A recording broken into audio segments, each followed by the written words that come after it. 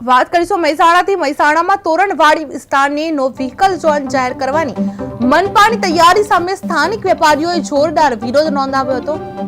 શહેરના હાડ સમાન આ વિસ્તારમાં વાહન વ્યવહાર બંધ થશે તો રોજગાર ઉપર સીધી અસર પડશે એવી વેપારીઓની વેદના છે। જે વેપારીઓએ જિલ્લા કલેક્ટરને આવેદન આપીને મનપાની આ નીતિ સામે સત્તાવાર રીતે વાંધો વ્યક્ત કરવામાં આવ્યો હતો। તોરણવાડીનો વ્હીકલ ઝોન વિરુદ્ધ રોષ વ્યક્ત કરવામાં આવ્યો હતો। વેપારીઓને રોજગાર પર ગંભીર ભય જોવા મળી રહ્યો હતો। કલેક્ટરને વેપારીઓને આવેદનપત્ર નોંધાયું હતું। મનપા નીતિ સામે વેપારીઓનો વાંધો હટાયો હતો, જેમાં શહેરના હાડ વિસ્તારમાં તણાવ વધ્યો હતો।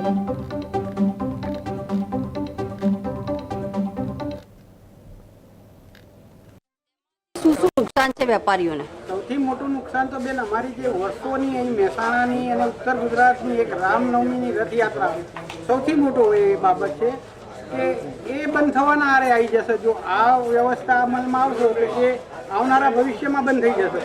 અને એ ખરેખર તોરણવાડી માતાનું ચોક એ પાવન ભૂમિ છે બેન।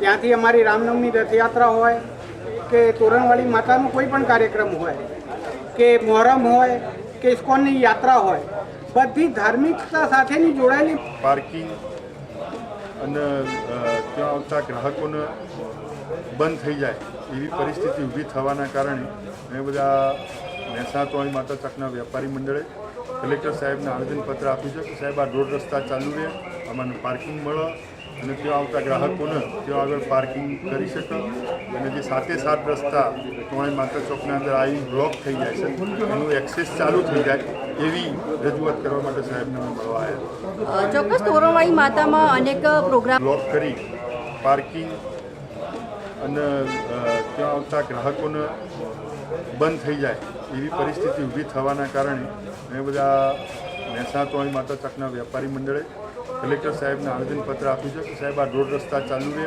અમારે પાર્કિંગ મળે અને ત્યાં આવતા ગ્રાહકોને ત્યાં આગળ પાર્કિંગ કરી શકે અને જે સાથે સાત રસ્તા તોરણી માતા ચોકના અંદર આવી બ્લોક થઈ જાય છે એનું એક્સેસ ચાલુ થઈ જાય એવી રજૂઆત કરવા માટે સાહેબને મળવા આવ્યા। ચોક્કસ તોરણવાડી માતામાં અનેક પ્રોગ્રામ એવું કહેવું છે કે ભાઈ આ જે તે વખતે આ ગામનું જ્યારે આ ગામનું ડેવલપ થયું, આ ગામથળની જગ્યા છે। આ ગામથળ એ મહેસાણા ગામ ખાલી આ જ હતું અને આમાંથી ગાયકવાડ સરકારે જે તે વખતે સ્ટેશન રેલવે સ્ટેશનથી જે માણસો અવર જવર કરીને ઉતરતા એ ગામના એમનું રેસિડન્ટ અને કોમર્શિયલ એટલે બે વસ્તુ ધંધા અને રહેવાનું બે આ ગામમાં જ હતું। ગામ આખું ડેવલપ નહોતું પહેલા।